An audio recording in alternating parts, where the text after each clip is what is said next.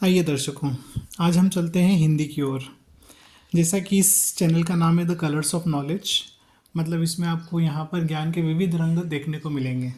ठीक है, तो आज गणित से हटकर कुछ थोड़ा सा हम भावनाओं के संसार में चलते हैं और दर्शन करते हैं किस प्रकार एक माँ अपनी बेटी को सीख देती है। तो क्षितिज कक्षा 10वीं की ये पाठ्य पुस्तक है हिंदी की, और इसका जो एक लेसन है कन्यादान वो हम पढ़ेंगे। कन्यादान जो है इस कविता के लेखक हैं ऋतुराज जी, और इनका जीवन परिचय यहाँ पर दिया हुआ है, ये आप पढ़ सकते हैं। मैं आपको केवल कविता के विषय में बताऊंगा और उसमें किन भावनाओं को व्यक्त किया गया है उन भावनाओं को हम समझने का या कहें कि महसूस करने का प्रयास करेंगे। तो देखिए, कविता का शीर्षक है कन्यादान, और कविता क्या कहती है कि कितना प्रामाणिक था उसका दुख लड़की को दान में देते वक्त, जैसे वही उसकी अंतिम पूंजी हो। ये एक माँ है जो अपनी बेटी को ससुराल भेजने से पहले क्या कर रही है, बहुत दुखी है वो मन ही मन, और उसी को यहाँ पर व्यक्त किया गया है कि कितना प्रामाणिक था उसका दुख लड़की को दान में देते वक्त, जैसे वही उसकी अंतिम पूंजी हो। एक माँ जो होती है, उस माँ के लिए बेटी उसके हृदय का टुकड़ा होती है, और जब वो उसे ससुराल भेजती है तो ऐसा लगता है कि जैसे उसका पूरा संसार लूट रहा हो, और अब शायद इस संसार में कुछ नहीं बचेगा उसके लिए, और इसीलिए यहाँ पर इसे अंतिम पूंजी कहा गया है। ठीक है, तो मतलब उसका दुख जो है वो कितना प्रामाणिक था।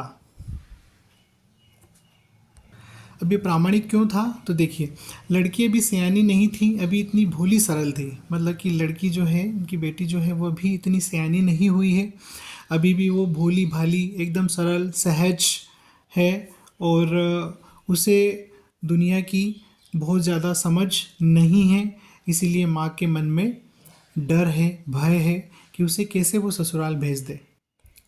तो उसे वो क्या करती है, सीख देती है। आगे इसमें कहा गया है कि उससे सुख का आभास तो होता था लेकिन दुख बांचना नहीं आता था। मतलब यहाँ पर लिखा है कि वो लड़की भोली है, सरल है ना, अभी सयानी नहीं हुई है, लेकिन उसे उसे सुख का तो आभास थोड़ा बहुत होता था, लेकिन दुख उसे पड़ना नहीं आता था। मतलब दुख की छाया उस पर उसकी माँ ने अभी तक नहीं पड़ने दी, है ना। तो सुख तो उसे मालूम है लेकिन दुख उसे नहीं पता, क्योंकि वो ससुराल जाने वाली है, और ससुराल जाने के बाद में उसके साथ वो किस प्रकार से रहेगी, ये इसी को लेकर माँ के मन में शंकाएं हैं, आशंकाएं हैं, और इसीलिए वो अपनी बेटी की भलाई के लिए या उसके भविष्य को लेकर बहुत अधिक चिंतित है। ठीक है, पाठिका थी वह धुंधले प्रकाश की, कुछ तुकों और कुछ लयबद्ध पंक्तियों की। मतलब वो क्या कर सकती थी, कुछ धुंधला प्रकाश वो देख सकती थी, जीवन का बहुत ज़्यादा अनुभव उसे नहीं है, लेकिन कुछ तुकबंदी और कुछ लयबद्ध पंक्तियाँ वो पढ़ लेती थी, किसकी, जीवन की। ठीक है, अब आगे जो अगला अंतरा है उसमें लिखा है, माँ ने कहा पानी में झांककर अपने चेहरे पर मत रीझना, आग रोटियां सेकने के लिए हैं, जलने के लिए नहीं। तो चूँकि बेटी को ससुराल भेजना है, तो माँ ने उसे सीख देते हुए कहा कि ससुराल में कभी भूल कर भी अपने रूप पर मत रीझना। कभी भूल से पानी में तुझे अपना चेहरा दिखाई दे जाए तो ये मत सोचना कि मैं बहुत सुंदर हूँ और उसे देखकर तुम रीझ जाओ, ऐसा मत करना। क्यों, क्योंकि आग रोटियां सेकने के लिए है, जलने के लिए नहीं। मतलब वहाँ जब तुम रहोगी तो वहाँ तुम्हारा कोई भी सुख तुम्हारा नहीं होगा। हाँ, तुम्हारे दुख ज़रूर तुम्हारे अपने होंगे, लेकिन तुम्हारे सारे सुख उन्हीं लोगों से जुड़े होंगे या उन्हीं लोगों के लिए होंगे जिनके साथ तुम रहोगी। आगे लिखा है, वस्त्र और आभूषण शाब्दिक भ्रमों की तरह बंधन है स्त्री जीवन के। अब ये बहुत ही गूढ़ रहस्य वाली पंक्ति है।